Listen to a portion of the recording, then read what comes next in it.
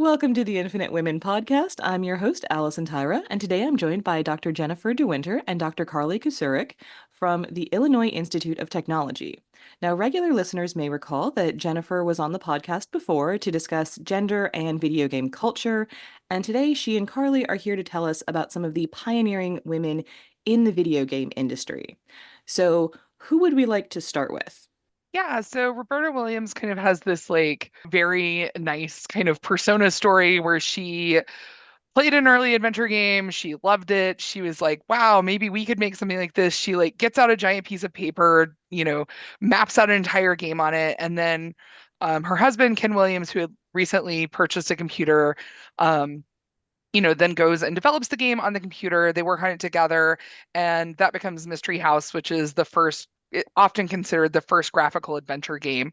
That helps them launch what becomes Sierra Online. The company goes through a bunch of different names, but Sierra is good. And they create a bunch of kind of landmark series, including King's Quest, which Roberta Williams is the lead designer on, and a number of other designers actually work there at various points. Notably, Jane Jensen works on a number of games at Sierra under Roberta Williams, and then goes on to a pretty lengthy career in games herself. And so when you say graphical adventure game, as someone who is not a gamer, I freely Yeah. admit I'm ignorant. Could you tell us what that means and like why that was such a big deal? Yeah, so the earliest adventure games were all text-based. So the kind of like the phrase "get lamp" is from text-based games. So you'd have to give these really simple two-word commands, and you didn't have any way to orient yourself in the world. So you'd have to be like drawing the map or drawing the building to figure out where you were. When you start having graphics, you can start having things like, oh, you're standing in front of the building and you see the building, right? Instead of just imagining you're in front of a building. Right, it's like the next generation of kind of choose your own adventures, right? So choose your own adventures are completely verbal and you're switching pages. In this, you're able to see like a simplified graphic on the page. There's words, you can type in a command versus go to a page, right? So it considers increasing the interactivity by giving more agency about what you're interacting with. And so according to my notes, she and her husband released their first game, Mystery House, in 1980. So just to sort of put that in the broader context of just how early they were actually doing this. Because when you're describing text-based games, I'm just like, wow, how long ago was that? Like how far have we come? That doesn't even occur to me as a thing that came before what, we would have seen in the 80s. Yeah, I mean, to be fair, we still get text-based games. Like there's a pretty vibrant interactive fiction community. And it's always kind of like six of one, half dozen the other, where you'll have like earlier graphical games, but they weren't adventure games, or earlier graphical games, but they were like on arcade consoles and not on the home computer. So there's like different moving parts of how games develop that are often happening at the same time. Like I always tell students, we kind of move through history in loops. Um, right? And so stuff isn't in a line in the way that I think we would wish it to be. Right. And if you think about how early that is, right? Like 1980, Pong's like mid 70s. Is it 75, Carly? 72. Um, 72, I think goes commercially big in 1975. So Pong is 70s. Atari gets started in the late 70s. She's right at the beginning. She's prior to what's called the arcade crash, right? So she's in like this big speculative moment of video games in the US. And in many ways defines what that is. I actually want to also go back to like a point that Carly was making about adventure games and like the weirdness and malleability of what we mean when we're talking about these genres, right? Because like we still see adventure games, and she was talking about visual novels, right? But like coming out of Japan, you're getting otome games, you're getting yaoi games, like you're getting dating sim games. These are all coming out of that same sort of choose your own adventure model. So these have not disappeared at the same time that people are playing photorealistic Halo. People are still opting to play these narrative heavy choice-based systems. So is it just that we have more options? Like they just sort of opened up the field a bit more, and so you could actually choose not just your own adventure, but how you want to interact with this medium.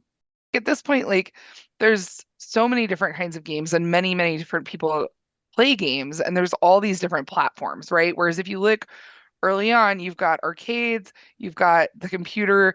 Consoles don't really take off in the way that we think of them until a bit later, um, right? Because various things around cost and technological affordances and stuff like that.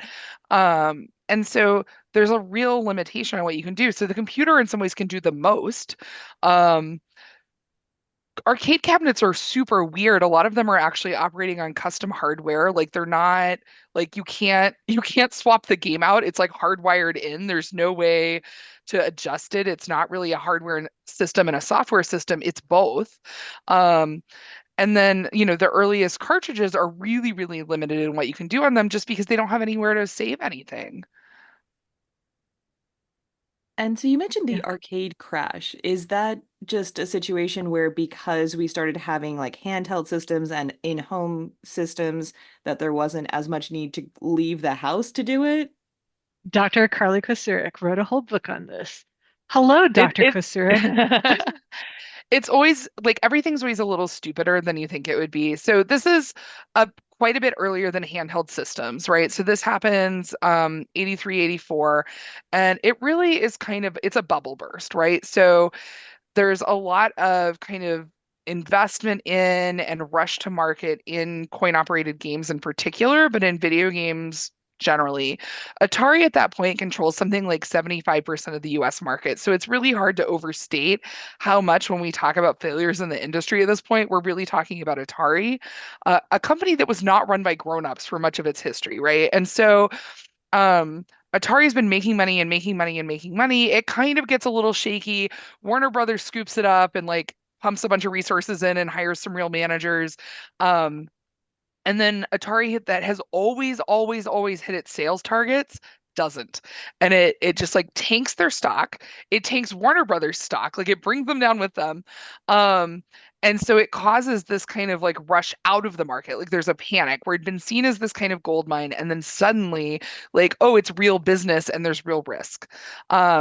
There's places in this that are more um brittle or a little more and or more sad or both, right? So there are like small operations where like people had gone into operating arcade machines and like, they get eaten alive. Like they lose all the money they'd invest in this. The bottom kind of falls out. They'd been relying on novelty and kind of like all this enthusiasm, and that starts to wane, right? But some of that also has to do with the bubble's gone.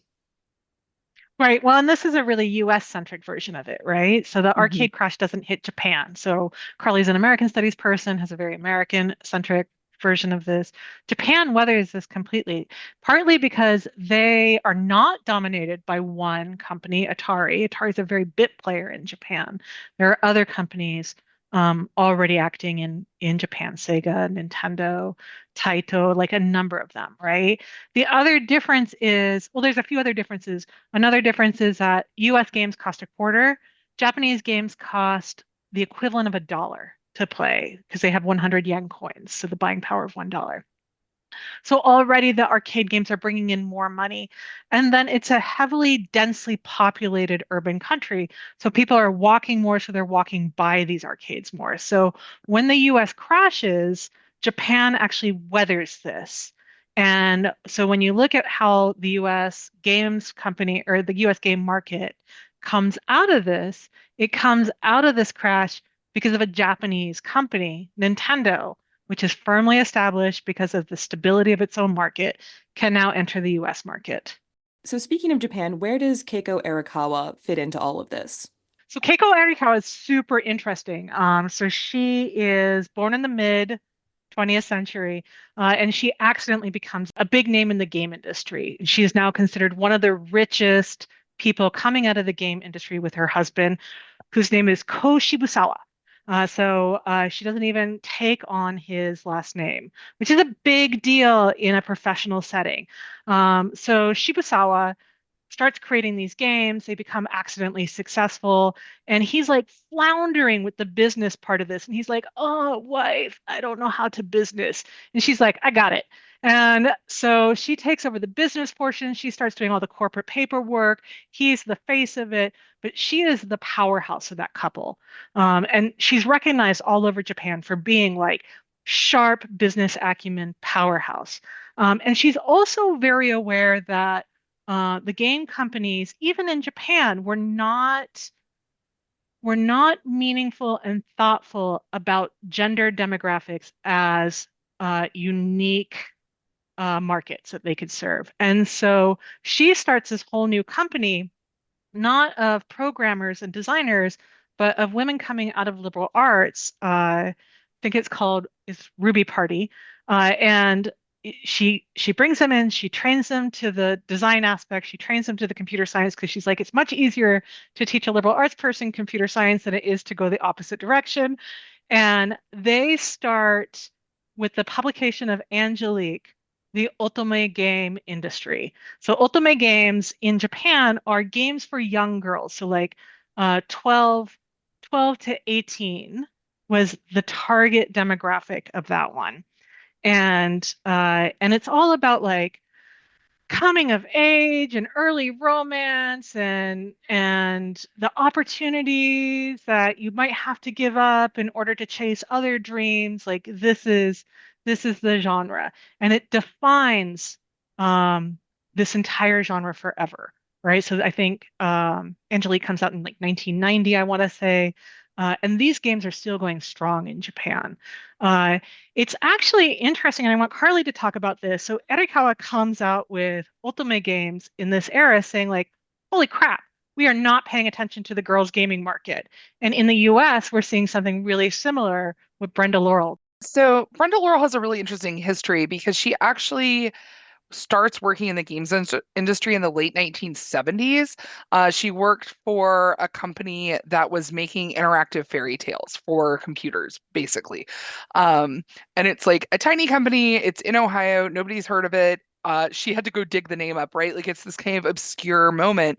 Um, but then she ends up going and working at Atari, right? And she actually she moves through the ranks pretty quickly and she actually has a pretty big producer role or production role at Atari. And then things start destabilizing. And so she goes to Atari Labs. And so she worked in kind of Atari's equivalent of like Xerox PARC. She was the only woman that worked there. When they brought her in, she got there and they had been using the women's bathroom on that floor as like a smoking lounge. Um, and she goes in and she's like, so I work here now and I would like to pee sometimes in a bathroom. So uh maybe and they all just start laughing because they thought someone had sent their wife in as a prank. Um and so, I mean, she talks about this very fondly, so it's not like, oh, this was horrible, but it was just like that was the kind of environment it is. It was like really homogenous and it was really like small in some ways. But she does fascinating stuff there. Like there's like demos on immersive theater systems. She was like conceptualizing they didn't even have the technology for. And so they have like actors doing things computers they would like hope computers could do. And there's all these interview transcripts with Ray Bradbury about the thing because it was based on one of his stories. Like it's absolutely fascinating. So she goes through this. Atari kind of implodes. The industry was and is in the US like pretty it's got a lot of boom and bust cycles, right? And so she like has all these stories about like working somewhere and she's like, I'm pretty sure I'm the person that turned the lights off there. Like at the end of at the end of the run, right? And so eventually she works for Interval Research, which is this kind of like think tanky, like rich people pumping lots of money in to see what happens kind of setup. And she does the equivalent, leads the equivalent of a $5 million research project on like why don't girls play video games? What would make girls play video games, and they get all these really really interesting findings, and some of these we actually still see borne out, right? Like that girls tend to have less access to hardware, so they're playing less because they don't want to fight all the boys and men in the household for access to the game system. Um, and as this is developing, she's like, no, I think this wants to be a company, right? And someone had told her there's this multi-billion-dollar industry with an empty lot next door. Why aren't we building on the empty lot, right? And this is similar to kind of like the red ocean versus blue ocean strategy that Nintendo talks about a lot, right? And so they end up starting what becomes Purple Moon.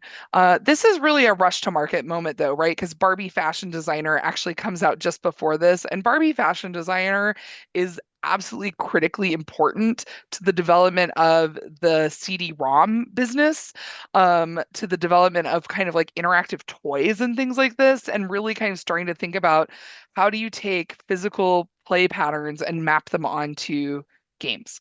Um, and there's all kinds of stuff about like maker culture and stuff here too, right? Where you're like using your printer to make doll clothes. But Barbie Fashion Designer happens, Purple Moon launches, her interactive spins off of a sort of strange laser disc company, right? Like there's all these things kind of happening at the same time. And there's really interesting responses around this, but the games themselves are very interesting too. But they often get dismissed because they're actually things girls want, right? And I don't know. I feel like maybe a game that comes with a lipstick packed in is not going to win the heart of like a middle-aged man who writes software reviews, right? And so there's some real disconnect between the ecosystem of the industry and what these companies were trying to do. It seems like even today there's a sort of this sense that quote unquote like girly games, like something like Candy Crush, is a massive phenomenon, but it's bright colors and sweet things, and so therefore it sort of gets dismissed by the real gamers. Is that just my perception or is that borne out? No, this is borne out, right? And this is part of the casual game revolution. But you can, in many ways, blame the 1980s console wars, right? Like you can blame it on the Sega, Nintendo. How do you open up space in a market that's dominated by one company? You start defining your demographic as another. So if Nintendo is the family game computer, Famicom, that's for young girls and young boys and parents to play with children and how we still see them market the Switch. Sega does what Nintendo don't, right? Um, and it was all about the gamer and turbocharge and manly and more energy. And all of a sudden that takes off in the US and it defines what the gamer is in the US, not Japan, the US. And so it's playing into a type of gender dynamic of consumption here.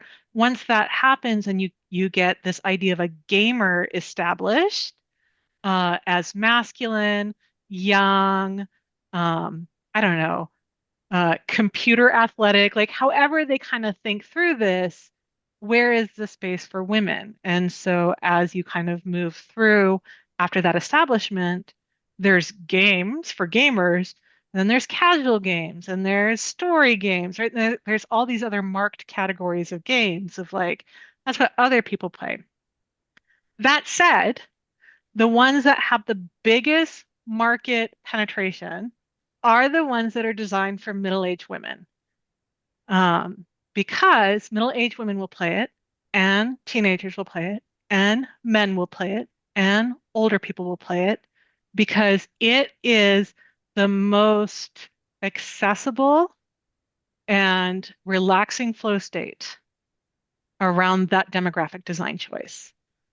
And Candy Crush fits into there. Yeah. And you'll see interesting early glimmers of this too with stuff like Echo the Dolphin, right? Which isn't like designed for girls, but is a very extremely 90s aesthetic game, right? That also like I don't know why dolphins are for girls, but they are somehow.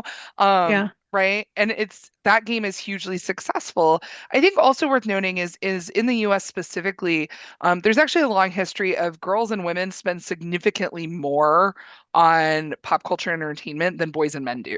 So if your business model is selling to boys and men, you're actually going after smaller wallets in some ways. So this is really true in pop music too. It's part of why like you see the pop charts move the way they do. It's because of who actually buys music. Now, I also read that Brenda Laurel is a pioneer in developing virtual reality. So, how does that connect with this broader context that we're talking about?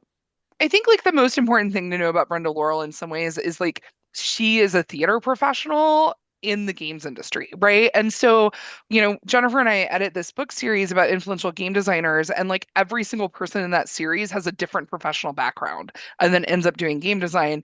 And Brenda Laurel comes out of theater. She's doing a PhD in theater and then drifts into the industry because there's money there, right? Like, but she sees this as like a really open creative space too, and she's really enchanted by the possibilities of the technology. She writes a book that's published, I think, initially in 1991, early 1990s, called Computers as Theater, that's still considered this like landmark text of human computer interaction, right? And I think part of why she's so important and so influential in HCI and in VR, right, and all these kind of interface designs is she really thinks about these as kind of narrative acts, right? Like that you need a beginning, a middle, and an end. Like if you push a button and nothing happens, or it's like there's no feel of completion, it's dissatisfying. Um, Well, and embodied acts, right? Like you mhm. can't just tell someone that they're a snake. They have to move like a snake, which is Yeah, very theater. yeah, and so she worked on a project called Placeholder, that was like an arts installation, and it was based on kind of like folklore and indigenous storytelling. But they actually got, I think, at least one, possibly more patents for the interfaces they designed for this thing because they were like, well, people want to be able to use their hands, right? Like, and most of how VR uses your hands still is like not great. And so they had developed this like pinch system so you like moved your hand and you could grip things by gripping. And they actually put people on things like treadmills so that you could actually walk instead of just like, I'm walking, you know? And so that kind of like sense of like what part of something makes the fidelity feel high. It's not that I need to be outside. It needs to be that my body is occupying space in a way that makes sense to the story. Um, so yeah, she does some incredibly interesting work about VR. I always think the hand thing is so interesting because that's also supposed to be like the key for lucid dreaming is if you can see your hands, you can control the dream. I have no idea if this is true, right? It's like cultural knowledge that means this is true. But like I think there is really something about that, about like your hands being so key to your sense of being actually present instead of just being someone that's witnessing something. Well, and when you're talking about being embodied, I know we're talking about like being immersed in the story and that sort of suspension of disbelief that is such a big thing in theater. But when you're talking about, that interaction between using your body to play a game, in my mind, that comes back to when we're talking about arcade games, something like Dance Dance Revolution, or at home, the Wii Fit, where it suddenly became, oh, video games can be a way to get exercise and be physical. Did that come out of the VR, or was it sort of evolving separately? It's co-evolving, right? I don't think it's coming out Mhm. of any one thing, right? So, how do video games come out? They co-evolve with literature and film and board games and all this stuff, right? So, when we're talking about kind of embodied games, are we talking about VR? Are we talking about like me using a controller with my hands is still embodied? My body is still involved in it, right? Are we talking about immersive theater? Like Carly and I just went to sleep no more and ran up and down 4 flights of stairs nonstop for 3 hours to like watch this narrative unfold if we could keep up with the narrative, right? We're old. Or is it escape rooms? Is it geocaching, right? With a narrative structure to the geocaching. Like, what do we mean when we're talking about embodied games? This is the other thing about games is that they're so big in what it encaptures because human beings crave experiences. And we're good at designing those experiences for each other. I think why we have to pay attention to women designers in this space is if those experiences are always designed by men, you get a very particular type of experience designed into it. And I'm not saying that those are bad experiences. I'm saying like any experience is a reflection of a negotiation between a designer and a player and the material conditions of those. We see this in particular ways with arcades in the US, where you move towards increasingly family fun centers or kind of hybrid, like Dave and Buster's type businesses that have a very large square footage. But even before that, a lot of arcade game design is actually about the ability of everyone else to watch you play, right? And so and they actually call it like the screen that's like running when you walk by an arcade machine is called attract mode. Like that's what it's doing, is it's a lure, which is something we could even trace back to like carnival games, right?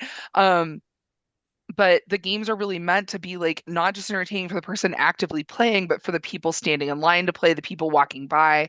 And as you see this kind of like movement, like in the 90s, the games get more and more performative, and the form factors get bigger and more flashy because that's something that a game system in your home can't do, right? Right. Like, we've all seen people play Dance Dance Revolution on like the sad little pad in their house. It is not as cool or as impressive, right? And like you can look at a company like Raw Thrills, which is in the suburbs of Chicago, and like all it does basically is make like big, giant, dumb versions of things. And I mean, they're pretty open about this. I'm not insulting their work. They're actually very excellent at the thing they do, right? But it's because they know that what they're doing is they're competing on a floor for everyone's attention. Right. Well, and going off of Carly's point, right? Like what gets people out of their house and putting money into an arcade when they can like download it to their phone, right? Japan takes that to a fidelity of input. So in the US, we had Rock Band and Guitar Hero, which were really adaptations of like Japanese arcade games at the time. But if you go to Japan in an arcade room, like you've got Taiko Drum Master, where like everyone's beating on giant taiko drums, right? Or you have the DJ station where you have turntables where you can DJ, or guitar. So I think in the US, where we tend to see this is mostly in car and motorcycle games, where like they try to give the fidelity of the object. In Japan, it's all kinds of weird fidelities. Like Luigi's Ghost Mansion, your controller is a vacuum cleaner. Um, and so like you're constantly like scooching a vacuum cleaner and hoping that you don't hit your best friend sitting next to you. As an American, I'm just like, that's a liability issue, but They have it here in most of the round one arcades will have it. Bringing Japan bloody noses to America every day. well, and when we're talking about video games and injuries, I'm just reminded of, and I was already sort of percolating this because when we talk about VR, more recently we've seen augmented reality. And when we're talking about people accidentally getting injured because of a video game, all I could think of was Pokemon Go Hmm. and all of the stories that came out of that because people were so intent on trying to like catch a Bulbasaur or whatever that they like tripped and fell or whatever. And I do have to point out that we have some women who weren't directly involved in video games specifically, but they were involved in the creation of characters that we later saw in those franchises. So like Sailor Moon was created by a woman named Naiko Tekuchi, and Pikachu, since we're talking about Pokemon, was created by a woman named Atsuko Nishida. And so what's interesting is that I feel like we've sort of touched on these different aspects of what makes a video game business. You've got the business side, you've got the science, you've got the computer programming aspect, and you've also got the art. And so I'm curious if the art was sort of a way for women to enter this field, because as you were saying, it's easier to teach an artist computers than it is to teach a programmer art. Sure. Well, and it's also interesting when you're bringing up Takeuchi, right, the creator of Sailor Moon, um, that we always think about Sailor Moon as in the US we think of it as an anime first, right? It's a manga first, comic book for the shoujo girl market. So Japan Japan's got three distinct markets for each gender. It's young children, shoujo or shonen, which is like um, fourth grade to like 15-year-olds, and then josei or seinen, which is for like the adult versions of these binary genders, right? And so we tend to think in the US of all of these markets living discreetly. So there's the video game market and the cartoon or film market or the comic market. Those are not, I mean, even in the US, they're not discrete, but in Japan, they're really not discrete, right? Like these are designed to be together. And so Sailor Moon has easily, and I haven't checked it, easily over 20 games, I'm sure, that have been developed from it. It's got a globally successful anime that comes from it, which then drives the comic book sales of it. It defines the aesthetics of shoujo not just for the US, but adaptations of kind of shoujo aesthetics into Western cultures, where we're like, oh, it looks so anime. Look, I've learned how to draw manga. It tends to look like this Sailor Moon era. Um, when it first comes to the US, it ends up being many young girls' first 2D crush of like, um, what is Tuxedo Mask in English, right? Where they're all like, oh, I love Tuxedo Mask for reasons. Um, and Even though he's kind of so, a jerk. I'm just gonna put that out there, and I'm and sure I'll get hate for it, but he was a jerk. and not a significant player. Like we've got five very powerful young women, and then Tuxedo Mask, who every once in a while is like, "Dude, I'm here," and doesn't do much beyond that, right? So it's part of really like if you think of Sailor Moon as like a 13-year-old's wish fulfillment of what they think romance should be, that's Sailor Moon because that's the market it was going for. Um, and that's useful to keep in mind. So then it gets created into to video games. But the interesting thing about Sailor Moon and the video game market in the US is it's right at the front end of what do they call it? Like the Japanese cultural tsunami, right? Like when Cartoon Network creates Toonami and starts bringing in all these things in the 1990s, Sailor Moon's right at the front end of it. And so like the fact that people might even like Japanese cartoons, everyone cannot see my air quotes, but just imagine them. Japanese cartoons is already like a big cultural deal because up until that moment, everyone had tremendous cultural anxiety about Japan, right? That they were worried that the robots were going to get rid of all of the jobs, that they were going to buy up all of our baseball stadiums and like, I don't know, ruin sports ball for everyone. And all of these weird industrial tech like anxieties about like, oh, the Japanese people are buying up all of our factories and now they're going to like make it Japanese. Again, the air quotes. Um, right? So like you're coming off of that 1980s anxiety. You get Sailor Moon in the 1990s. So now all of a sudden, like these parents who grew up with that anxiety now have kids who are like, I love you, Tuxedo Mask. It's not, the market's not ready for the video games at that moment. So they're doing very well over in East Asia. So Japan, China, South Korea, Southeast Asia, Thailand, right? Like it's doing very well over there, but we actually don't see the game boom come over here until much later. As a child of the 90s, I just remember all the shows were I did love Sailor Moon. I will own that. But I just remember there being all of these Pokemon knockoffs. So we had actual Pokemon, but there was also Digimon, there was Yu-Gi-Oh!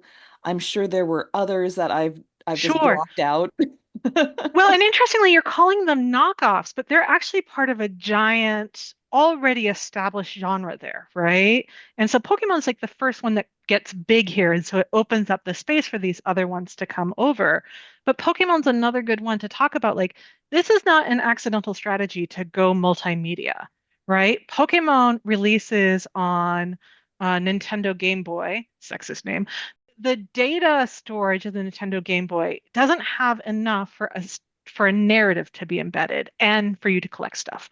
And so they release that, and they know immediately that they have to release a manga and anime in order to provide it narrative structure in order to drive demand for it. So they release that, and then they know that they have the narrative structure and a collecting mechanic in the game. So then they release the card game immediately. Like this is all a very integrated strategy for Pokemon. And you're seeing them across all of these media. The fact that we get ones first and then we assume everything else is a knockoff is ignoring that Pokemon is coming off of lots of things that are happening around that collecting multimedia strategy. I think what makes Pokemon interesting, super interesting, is like when it comes to the US, it takes off among college students, and that was never who it was intended for. And so that drives a tremendous amount of consumption.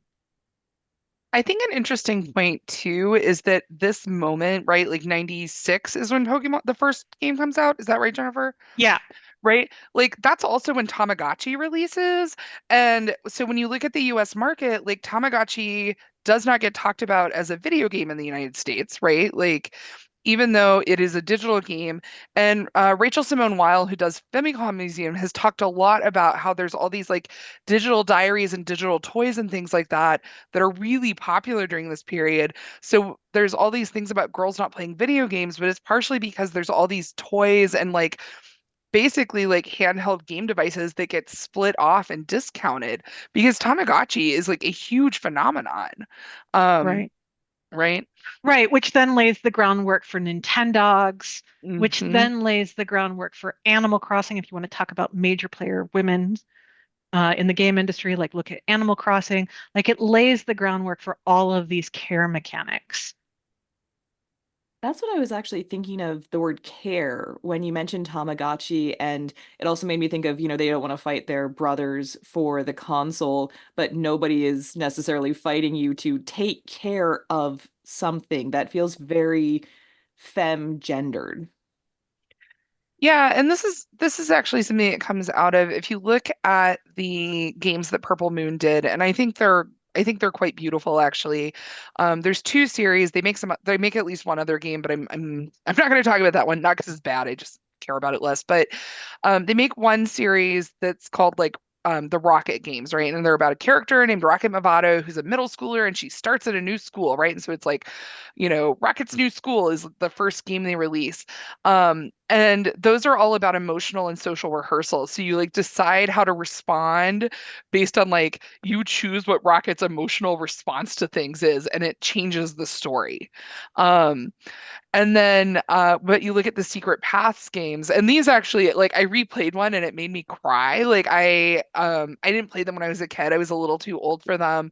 Um, but you go into this like beautiful kind of like treehouse space, and you pick a character that's like a paper doll, and then you get taken into a little mini game. You finish the mini game, and you get like a story about the girl who's having a problem. And these problems range from like, I got made fun of for playing ballet to like, my father has abandoned my family and we're destitute. Like, the really wild range of like real problems middle schoolers or young girls might deal with. And then you're like rewarded with like an allegory or a folk tale that like kind of has some kind of lesson related. And they're so richly emotional and they're really about that kind of like narrativizing people's interior lives in a way that I find quite profound. Um, but it's really a different feeling than people expect from video games. But yeah, a lot of it's about care, it's about how communities function, it's about like how you relate to the world around you. And like those games are about that very explicitly. But we see more games that do that kind of work over time. And certainly like a lot of the games that I play and love, over the past 10 years, like you think about something like Gone Home, right? Which is, I think, in the legacy of those, even though it's a radically different kind of game. I mean, that actually sounds like it's designed to teach people, like young kids, empathy.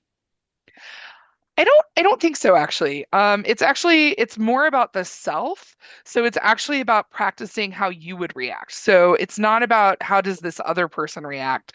It's like a little more like kind of developmental or something.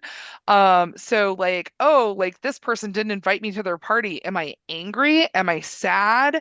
Am I vengeful? Right? Like, and so you're seeing like what are the social consequences of your own behaviors, in a lot of the cases. Is it teaching self-reflection? Like it sounds like it's telling you to sort of look inward and analyze how does that make you feel, which frankly a lot of adults could stand to learn. Be careful on assuming that games teach very linear things, right? Like we actually don't know what it's teaching or if it's trying to teach. We don't know what people are getting out of it. If you have children, any listeners, like every single time you think you teach a child something, they somehow got something completely different out of it, right? So when I talk about games being like a negotiation between a designer and a player, mediated by like this material reaction or this material affordance, like that's what I'm talking about. We don't know if what they got out of it is empathy or that they got disdain. Like, why would you ever react that way? We simply don't know. We do know that the more interiority that you give narrative wise to someone, the more likely they will try to do perspective taking or social rehearsal. What does that translate to for those of us who don't know big words? the more they get insight into how someone else is thinking. So when we talk about interiority, you're really talking about a narrator telling you what a character is thinking about, what they're feeling, the things that we can't witness, they're part of their interior life, right? And so the more interiority that we get from someone, the more we understand what their actions are in terms of social rehearsal or consequences. And I Well, think that that might be getting to what you were asking about in terms of empathy or practicing, but we there's no magic bullet. video games cannot solve psychology. No. Right. Well, and Carly and I both belong to a collective called Learning Games Initiatives, and it says, like right there in their motto, games teach multiple things in multiple ways, and rarely what you think it's teaching. And like the number one thing a game teaches you is how to play the game, right? Right. So like if you need me to put a bunch of like tetrimos together, I'm very good at that. Like really good at it. I don't know what that translates to. I'm not good at packing. Right? Like I'm good at a very specific thing the game has trained me on. It may or may not transfer. And that's transfer is always the hardest part. I could talk about that forever, but like the main thing a game always teaches you is how to play the game, and people are very good at learning how to play the game. So those are the little blocks in Tetris. Yep, they Yeah. are the little four piece blocks in Tetris. It's interesting also, like the more narrative a game becomes, the more people, and by people, I mean people who identify as gamers, start dismissing it. When I teach early game designers how to think about games, I say books teach us about the interiority of a person. They teach us how someone thinks. Movies teach us about the action of a person. They show us what they do. Games show us the choices of a person. And so you'll also get some of that. So if you look at a game like Ico's got a hand-holding care mechanic, and they use it to devastating effect of needing to take care of this character that doesn't do anything other than be dragged around. But it's a very emotional game because it's all a care mechanic. And after the success of that one, and not financial success, critical success, it's a darling of game designers, not of the market. But something that the market then adapted it to is the Tale of Two Brothers, which is again a caretaking mechanic, right? So you'll see these sort of feminist mechanics show up, regardless of who's designing it, coming out of types of feminist theories of care. I've covered before on the podcast a lot of different areas, like film or computer science. I mean, really, there's a very long list that I won't get into, but there's a lot of fields where in recent history, people act like women being in this field is a new thing. And they just can't seem to comprehend that women have always been involved in pretty much any industry, like pretty much any new art form, new technology, new type of business. There's usually at least a couple women that you can find from the very beginning. The ladies are coming. Look, ladies have been designing games forever, right? Like, we've got Monopoly, we've got Candyland, like we've got a whole slew of board games before computers even touch it. Um, Women are there from right at the beginning of computer games as well, right? The problem is, and I think Carly touched on it, is that computer game narrative in the US is around this Atari narrative of a bunch of bros getting high in a hot tub, slapping ladies' asses, right? Like, I wish I wasn't joking about this. This is what their culture was like. Um, and right, so it's this bro culture of rock and roll, freedom, males, right? That's driving women out. Women are coming in and being driven out. And then some of them are spinning off their own companies. It's that they're being brought in for not the main role, right? Like your Pikachu designer, or like if you go through the annals of any game company in Japan, I guarantee there's going to be a chunk of artists and level designers that are women outside of just even these other things. Japan's market is a different problem that they have a problem where most women leave the workforce after they get married and have children. They have to deal with this for many complicated reasons. Um, but no, it's a self-perpetuating narrative. Games drive women out, and then they're like, there are no women in games. Why? And we've seen this with film, and there's been some wonderful feminist film history that like looks at, for example, it's like, oh, there aren't that many women directors early in film, but there were women editors that were absolutely reshaping the movies over and over, right? And so there was like a reclamation project to be like, by the way, we should pay attention to film editors. Like if we're going to talk about directors, we must also talk about editors. And suddenly we have a much more diverse pool of people to talk about. With early arcade games in particular, you know, it's actually really hard to not talk about marketing because so much of that is marketing. Because if you look at the screen, it's like 4 pixels in a trench coat that say they're a car, like, and so for many years, like Lila Zentner, who's at Exity, is the highest ranked woman in any games company. Right. And she's like a VP at various points in a couple different things, mostly marketing and sales, but she's out in front of the media all the time. So like when people are getting in arguments about like game violence or something, they're often talking with her and she's shaping what that public discourse is. And I can almost bet that I'm like when I started writing about her, like I don't think anybody had heard of her. Like I found like interviews and stuff with her in primary sources, but I've never seen her mentioned in like a textbook or anything. Yeah, and it's also super interesting just kind of like looking at those early times because there's also the designers, right? Like Donna Bailey's, like is it 1983 is Centipede, Hmm. right? Yep. So Centipede is the first game with AI designed by a woman. She gets out, she becomes a professor. Even in video games, right? Like goes and becomes a writing professor because she's like, peace out. And we actually see that narrative quite a few times. But then a number of years ago, there were three notable events captured on Twitter that also helped to explain this. One of them is one reason why, the hashtag one reason why. And someone, I can't remember the person's name anymore, asked the innocuous question, why aren't there more lady folks in the games industry? It was someone at Kickstarter. Oh, okay. And Like, this poor person now gets harangued by this hashtag, one reason why, and it's all of this testimony of horrific harassment out of the game industry. Like when you read through it, you're just all like, what is happening, right? Shortly after that, you get the Anita Sarkeesian incident, right? Where like she's kickstarting her project on public discourse, and people are making the game beat up Anita Sarkeesian and sending in bomb threats and haranguing her, right? Then you come off of that a little bit, and then Gamergate starts, and then you come off of that a little bit, and then I think it's Square Enix is called out for not having women characters in their games.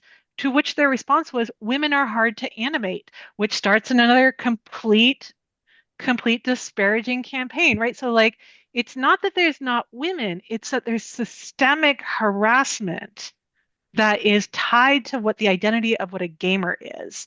And so we can absolutely go in and reclaim these histories, but these histories are short with like exceptions, Erikawa being an exception, Brenda Laurel being an exception. Um, but they're short or they're tangential, right? Of like this marketing person, or I always talk about Yoko Kanno in Japan, who's a musician, well renowned and known and gets talked about in anime, also works in games and shapes the feeling and direction of games, right? But we don't know how to talk about these voices outside of like the author, right? Which is really kind of a gendered construction. So I would definitely encourage anyone who would like to know more about those issues with video game culture to go listen to the previous episode that Jennifer and I did. I personally found it really fascinating and enraging. But what are some initiatives that the two of you are seeing or that you would like to see to encourage women to enter the field? there have been some unionization pushes at companies, and some of those have been successful. I think a huge problem in the industry is crunch culture.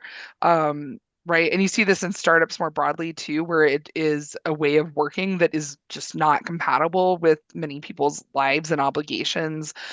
Crunch culture is we did such a bad job project managing that now everyone has to work 80 hours a week to finish the game on time. Good luck with your And that's marriage. normal. Like, So yeah, going it's back to the actually whole, these almost companies are not run by adults. yeah, well, and we're actually almost at the 20-year anniversary of the Rockstar Wives letter, where a group of spouses of developers at Rockstar wrote like an open letter about how like horrific and like overwhelming the working conditions were. Um, and so it's not secret, right? Like this is like pretty well-known problems. So that's huge. I think the fact that that's becoming a little less normalized is good.